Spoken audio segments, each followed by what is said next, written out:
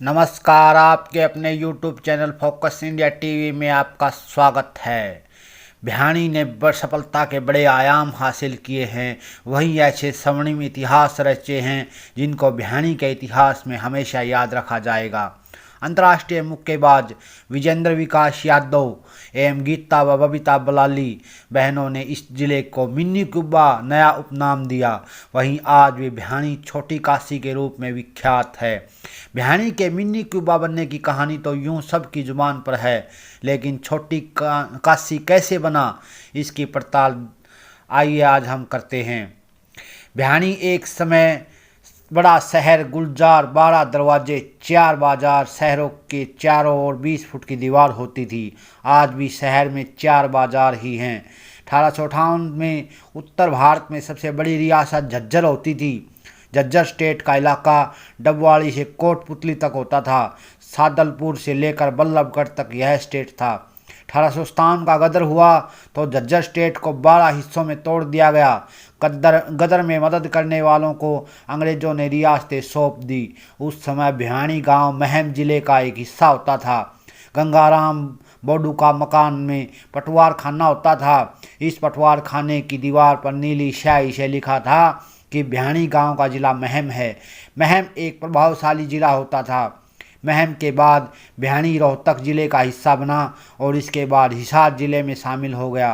22 दिसंबर 1972 को भियाणी अलग से जिला बना। भियाणी शहर की बात करें तो इसके दो प्रमुख हिस्से हैं, भिवानी जौनपाल व भिवानी लोड। दो गांव थे। सन 1901 में भियाणी तहसील बनी थी। 22 दिसंबर 1972 को बने 3 जिले। तत्कालीन प्रदेश सरकार ने कुरुक्षेत्र, सोनीपत व भियाणी को अलग बनाया था। भियाणी जिला बनने पर महेंद्रगढ़ का कुछ हिस्सा मिला दिया गया था।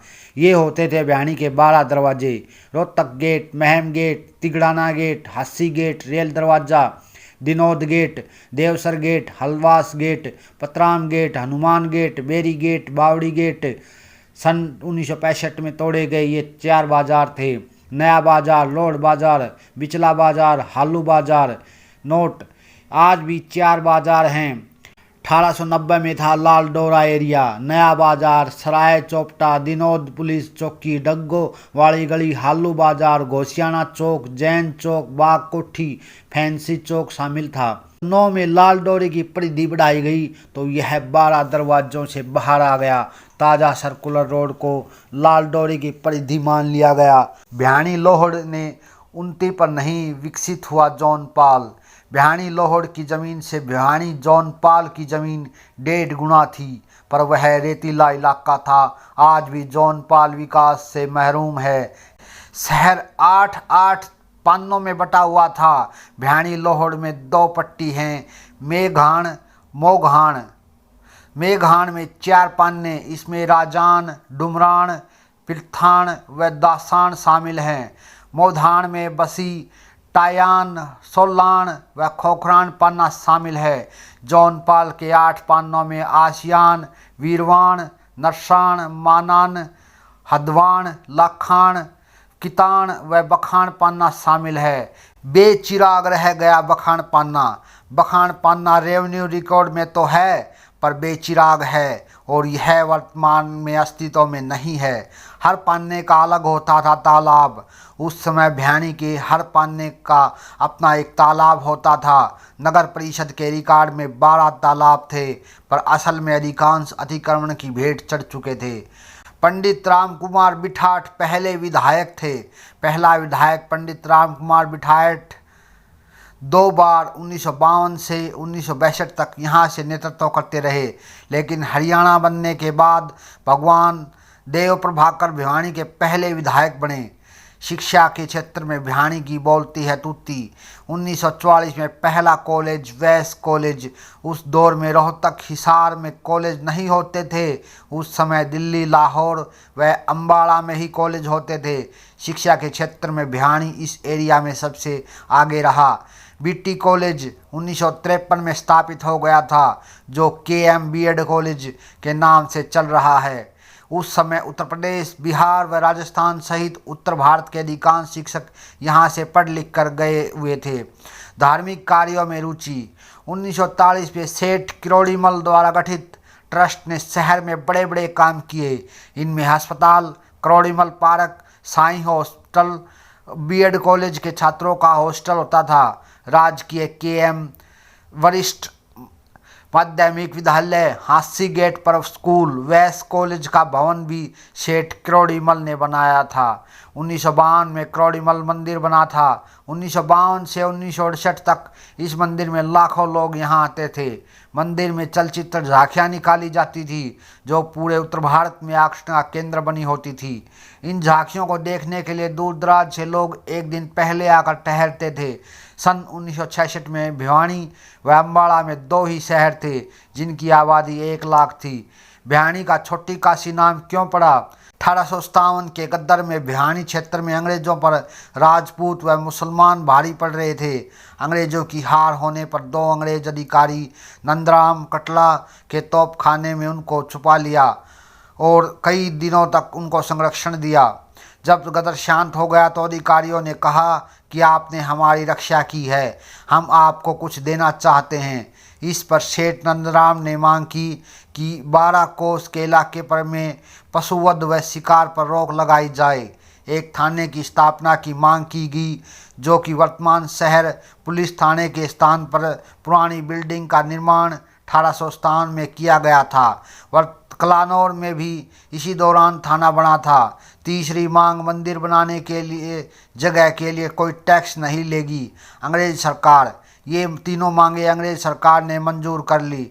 1857 में भिवानी में कई बड़े मंदिर की स्थापना हुई जिसमें आचार्यों का मंदिर, दादू पंथियों का मंदिर शामिल है जो नंदराम के बेटे पंतराम ने बनाए थे। उस समय काफ़ी अनक्षेत्र बनाए गए थे जिसमें से 4 अभी भी चल रहे हैं जहां हर रोज़ गरीबों को निःशुल्क खाना दिया जा रहा है। इनमें से एक लगभग 200 से 300 व्यक्तियों का खाना खिलाया जा रहा है।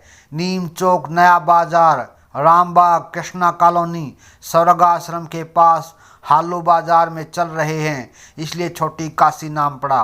कपड़ा व्यवसाय में भिवानी देश में दूसरे नंबर पर रहा।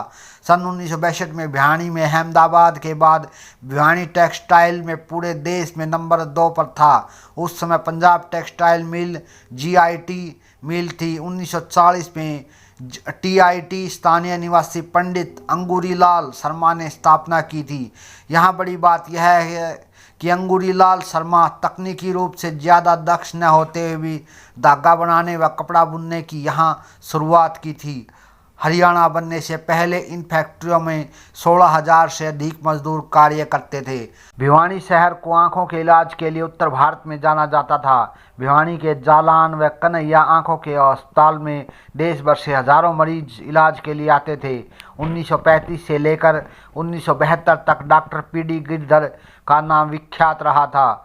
दंगों में शांति बनाए रखने के लिए उन्होंने दिया था योगदान। सन 1947 में जब देश आज़ाद हुआ और दंगे हुए, उन दंगों की रिपोर्ट आवासीय दंडाधिकारी गंगाराम जैन व सरदार शहर ट्रांसफर थे। उन्होंने भिवानी में हिंदुओं को बचाने के लिए अहम योगदान दिया। शहर के चारों ओर मुसलमान बाहुल्य गांव होते थे। ये दोनों शांति दूत की भूमिका में थे। 15 अगस्त 1947 में गंगाराम सरदार शहर की गाड़ी में हिसार कलेक्टर को दंगों की रिपोर्ट देने जा रहे थे तो हिसार के पास स्थित डबल फाटक के पास उनकी गाड़ी सेना की गाड़ी से टकरा गई और दोनों की मौत हो गई। कपड़ा व सोने के कारोबार में आज भी बजता है डंका। उत्तर भारत में आज भी भिवानी में कपड़ा व सोना राजस्थान, पंजाब, दिल्ली से सस्ता व गुणवत्ता वाला उपलब्ध है। भिवानी में उत्तरी भारत के व्यापारी यहाँ से इन दोनों वस्तुओं का लेन देन करते हैं। देश भर में बिकती है। भिवानी की ऑपरेशन टेबल प्लास्टिक दाना बनाने में भावनगर के बाद पूरे देश में सर्वाधिक उत्पादक भिवानी है। यह आज भी रिकॉर्ड है। ऑपरेशन टेबल व लाइटों की सप्लाई पूरे देश में भिवानी से ही होती है। टेबल विदेशों में 5 से 10 लाख रुपए में मिलती है, वहीं भिवानी में 1 लाख रुपए तक उपलब्ध हो जाती है। इसी तरह ऑपरेशन लाइट भी 10,000 रुपये तक की कीमत की उपलब्ध है। आपको हमारी यह वीडियो कैसी लगी कमेंट करके बताएं। धन्यवाद।